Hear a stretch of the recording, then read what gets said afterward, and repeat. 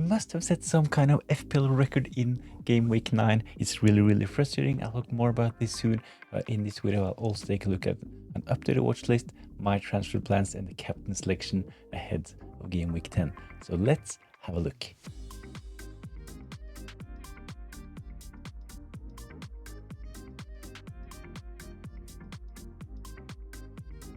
So 48 points and the smallest of green arrows for me in game week 9. I got returns from both Pedro Porro and Timber in defense, so this was nice. I got 2 goals from Mbumo as well, 15 points from him. Blank from my captain Erling Haaland, but on my bench, have a look at this.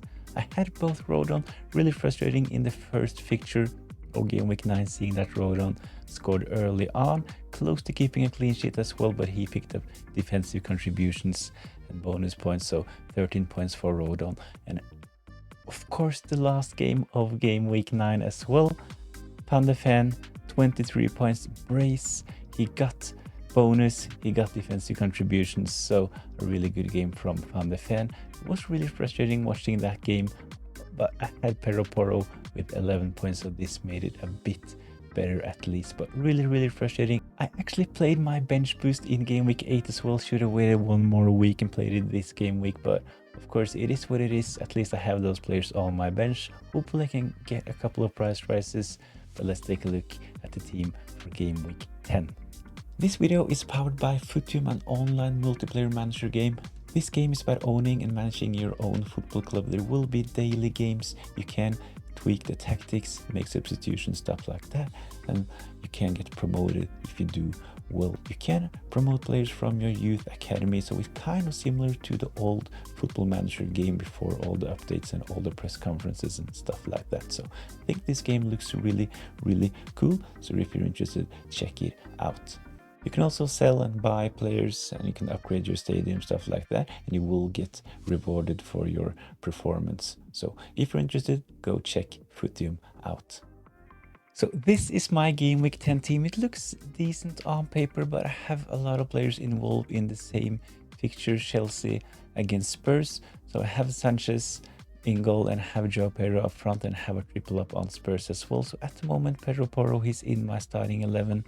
On the bench, I have Van de Ven. I might be tempted to actually play Van de Ven, but I'm not really sure if it's the best fixture for Spurs. Can they keep 2 clean sheets in a row? And I'm not really sure if Van de Ven will score back-to-back. But of course, there is an opportunity. I have Rodon on the bench as well. Decent fixture against Brighton, so he might come in. I have Kudus on the bench as well. Might change to Paqueta.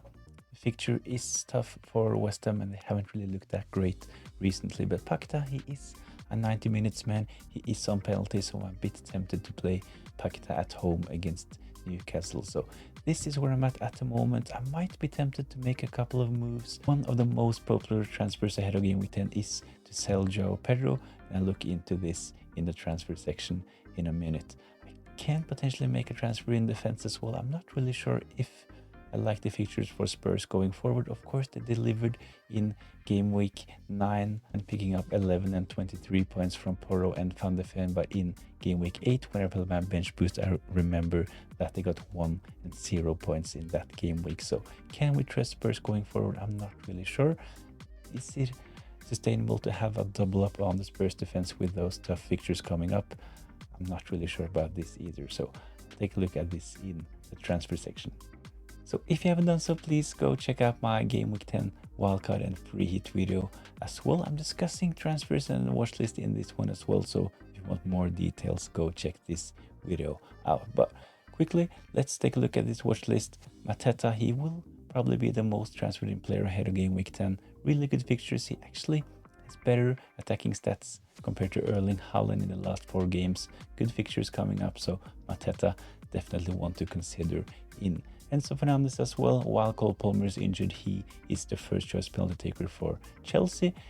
Still good fixtures for Chelsea coming up, and he's still kind of a differential, only selected by 14.5% of the managers. So Enzo Fernandez in midfield, a really good option, and in defense, Munoz, one of the defenders with the best attacking stats, 1.45 expected goal involvement for Munoz. priced at 5.6. And as mentioned with Mateta, Crystal Palace, they have really good fixtures coming up. So my favorite transfer in up front would be Mateta in midfield, Enzo Fernandez and Munoz in defense. But let's take a look at some differentials as well. So if you already own the players in the first watch list, or if you want to take some more risk, I really like those players as well. Thiago playing up front for Brentford is priced at 6.1, only selected by 5.5% of the managers. Really good attacking stats for him as well. Expect a goal of 3.15, and I think that Brentford will do well going forward. They have looked really good in the last couple of game weeks, so Thiago is a good option. Another option is Sarr. Talked about the Crystal Palace fixtures when discussing both Mateta and Munoz. Sarr, he is nailed on 90 minutes man for Crystal Palace. Big differential, only selected by 8.5, so still below 10% ownership for Sarr. The last player on this list is James. I talked about the Chelsea fixtures. I still think they can pick up some clean sheets, and Reece James, while he's fit, I think that he is a really good FPL option. Historically, he has been injured a lot, but as mentioned, at the moment he is fit and he will start most games for Chelsea going forward. So Thiago up front, Sarr in midfield and Reece James in defense, really good differentials. My transfers ahead of game week 10, I might sell Joe Pedro, bring in Mateta. As mentioned, this will be a really popular move ahead of game week 10. We take a look at the stats. Joe Pedro, he hasn't really impressed recently. An expected goal of 0.33 compared to Mateta 5.35. A huge difference. The price is the same. I like the fixtures for Crystal Palace better, but however, it's kind of tempting just keeping Joao Pedro as well when we take a look at the fixtures in game week 11 at home against Wolves, in game week 12 away against Burnley, the worst defense in the league so far. So it makes a bit of sense to just keep Joao Pedro, but I think it also depends on how many transfers you have at the moment. On a wildcard, I would definitely not pick Joao Pedro, but if you still have him, I think it makes sense to keep him as well. If you've decided to sell Joao Pedro, and if you have Mateta, or if you don't like him for some reason, Voltmada a really good option. I think that Newcastle against West Ham is a really good fixture for Newcastle in game week 10, so Voltmada a really good option for game week 10. They have Brentford in game week 11, and they have kind of a tougher fixture in game week 12 playing against Man City, but Joao Pedro to Voltmada in game week 10, I think this is a good transfer.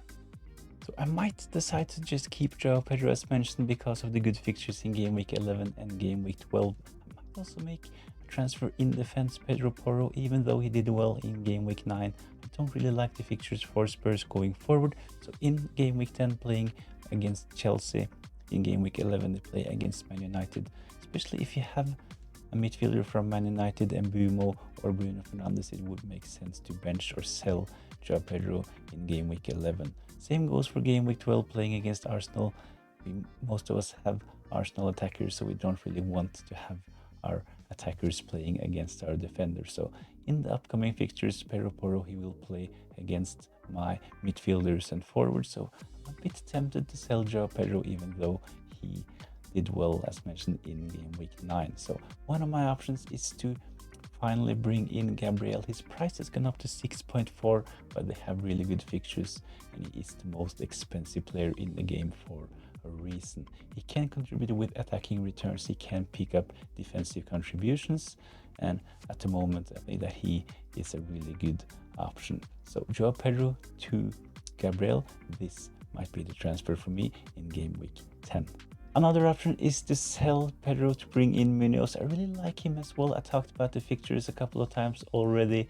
Home against Brentford, then they have Brighton at home and Wolves away. So the fixtures looks really good for Crystal Palace, and Munoz, as mentioned, he is one of the most attacking defenders at the moment. So I might be tempted to go for Munoz. He's a bit more budget friendly compared to Gabriel as well. So Pedro Porro to Munoz might happen. So if you're interested, join my live Q&A on Friday where I will discuss transfers and the captaincy. But let's take a look at some of the best captain options ahead of game week 10. Gyökeres, he's still in. I think that if you own Saka, he is probably a better option, even though he was subbed up early in game week 9. I still think that if I had Saka in my team, I would consider giving the captain's armband to Saka. But one of the reasons why I've included Gyökeres in this graphic is because of the fixture they play against Burnley.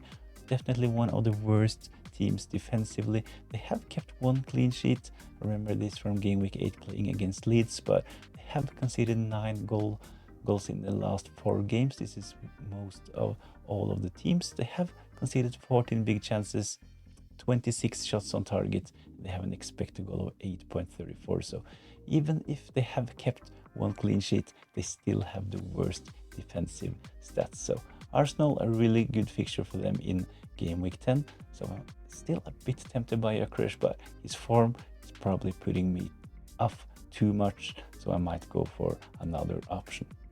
Erling Haaland, always in the captain discussion. Of course, he has done really well so far this season. He blanked in game week 9, but I don't really see that we should write Erling Haaland off just yet. He was really close to score in game week 9 as well. He was my captain in that game week, so a bit frustrating, but he might get another chance in game week 10. So one of the reasons is that I had a closer look to the defensive stats from Bournemouth. I actually thought they were a bit better defensively, but in the last 4 game weeks they have kept 1 clean sheet. They have conceded 6 goals, 11 big chances, and they have 23 shots on target. What was a bit surprising is that they have actually been a bit lucky.